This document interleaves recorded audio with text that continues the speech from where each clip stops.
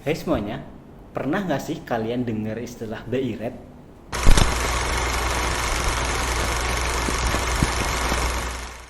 Entah mungkin kalian dengar waktu kalian belajar di kelas, di kampus, ataupun kalian sedang baca-baca berita tentang ekonomi gitu. Nah, sebetulnya BI Rate ini merupakan salah satu kebijakan dari Bank Indonesia atau Bank Sentralnya Indonesia. Nah, di sini kita akan bahas mengenai BI Rate itu sendiri itu seperti apa sih, dari definisinya, kenapa penting, ataupun dampak bagi kehidupan sehari-hari. Nah, untuk itu mari kita bahas dengan bahasa yang simpel.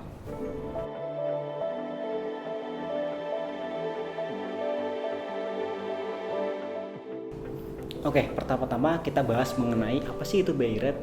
Jadi BI Rate ini adalah suatu suku bunga acuan yang ditetapkan oleh Bank Indonesia dan menjadi patokan oleh bank-bank lain seperti bank konvensional untuk menentukan besaran suku bunga mereka kepada para nasabahnya.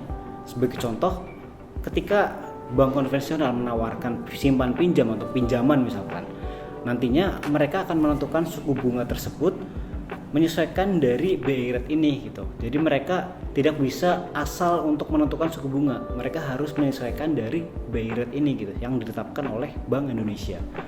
Nah, simbolnya kalau misalkan BI rate-nya naik, maka nantinya bunga pinjamannya juga akan makin naik. Nah, kalau misalkan BI rate-nya turun, maka bunga pinjamannya pun akan menjadi lebih ringan. Nah, ini juga berlaku pada mungkin menabung ataupun yang lainnya gitu. Coba bayangin kalau misalkan di tombol volume musik ketika mungkin kita sedang enak-enaknya mendengarkan musik nih. Nah, ketika kita enak mendengarkan musik pasti ada keinginan untuk meninggikan suaranya gitu. Nah, kalau misalkan kita ibaratkan pada BI rate atau mungkin dunia perekonomian juga ya, ketika mungkin perekonomian di Indonesia, di dunia itu sedang panas-panasnya mungkin karena inflasi tinggi ataupun yang lainnya, maka BI rate ini juga bisa dinaikin supaya orang-orang bakal lebih banyak yang menabung daripada berbelanja. Tapi ya kalau misalkan perekonomiannya lagi sepi alias mungkin pertumbuhannya sedang lemah, maka BI rate juga diturunin supaya orang-orang yang lebih bersemangat untuk berbelanja ataupun mengambil kredit.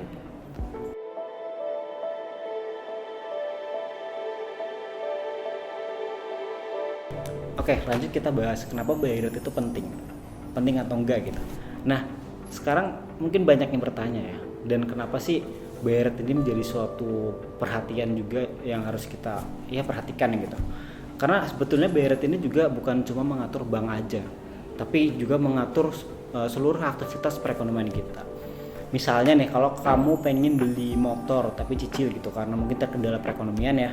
Nah, kalau misalkan BI rate rendah, maka bunganya kan lebih murah. Makanya kamu ketika mencicil akan menjadi lebih ringan. Tapi kalau misalkan BI rate-nya itu tinggi, maka bunganya kan ikut tinggi. Maka ketika kita mencicil motor pun akan lebih mahal, akan lebih memberatkan diri kita. Terus gimana kalau menabung?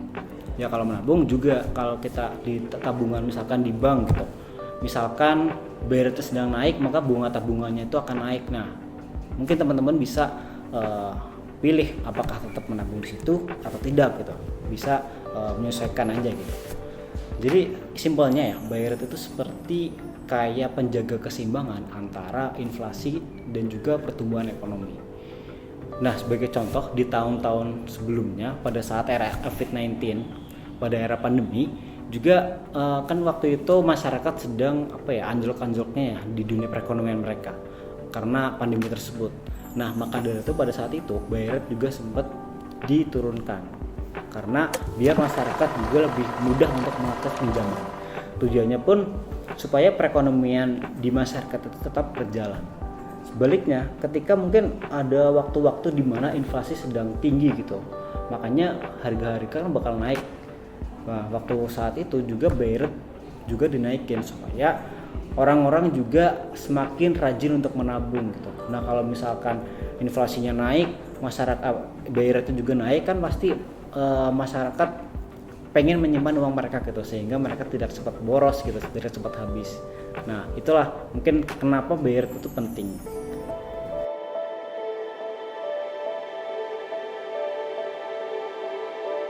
Oke, selanjutnya kita bahas mengenai dampak pada kehidupan sehari-hari. Tadi kan sebelumnya udah di-mention ya bahwa BI rate ini bukan soal bank saja gitu. Mungkin berkaitan dengan bunga pinjaman, bunga tabungan, tapi ada juga dampak-dampak lain yang mungkin gak kamu sadari. Yang pertama berkaitan dengan nilai tukar rupiah. Kalau BI rate-nya naik, biasanya investor asing itu beberapa ya itu lebih tertarik menabung uangnya di Indonesia, dan ini berakibat pada nilai mata uang rupiah menjadi semakin menguat. Tapi kalau misalkan BI rate-nya turun, ini juga bisa berdampak pada nilai mata uang rupiah bisa semakin melemah.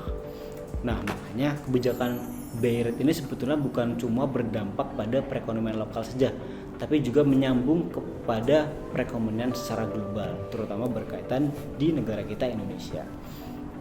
Nah, gampangnya pun dari dampak tadi nilai tukar mata uang rupiah ini berarti adalah berdampak pada devaluasi dan juga revaluasi, di mana devaluasi merupakan penurunan nilai mata uang rupiah terhadap atau nilai mata uang negara terhadap nilai mata uang asing, dan revaluasi adalah kenaikan nilai mata uang negara terhadap nilai mata uang asing.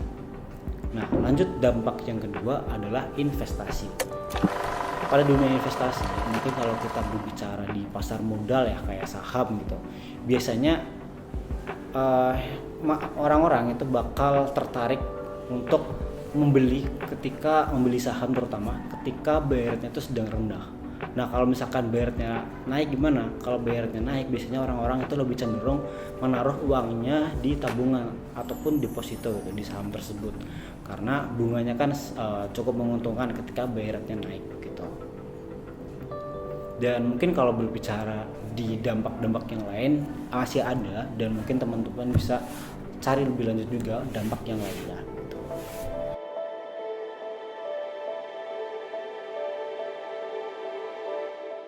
Jadi sekarang kamu udah tahu kan apa itu BI rate. Jadi intinya adalah BI rate ini suatu alat yang dipakai oleh Bank Indonesia, yang diterbitkan oleh Bank Indonesia untuk menjaga perekonomian kita di Indonesia agar tetap stabil. Dan ini pun berlaku pada seluruh masyarakat di Indonesia, di mana kita sebagai masyarakat pun harus tahu nih bahwa kebijakan Bank Indonesia BI rate ini merupakan suatu hal yang penting untuk kita pahami, terutama ketika nantinya kita berkaitan dengan mungkin bank ataupun kehidupan kita sehari-hari berkaitan dengan perekonomian kita.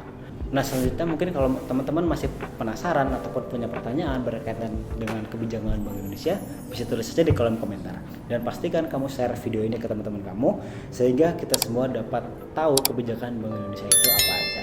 Oke, see you teman-teman.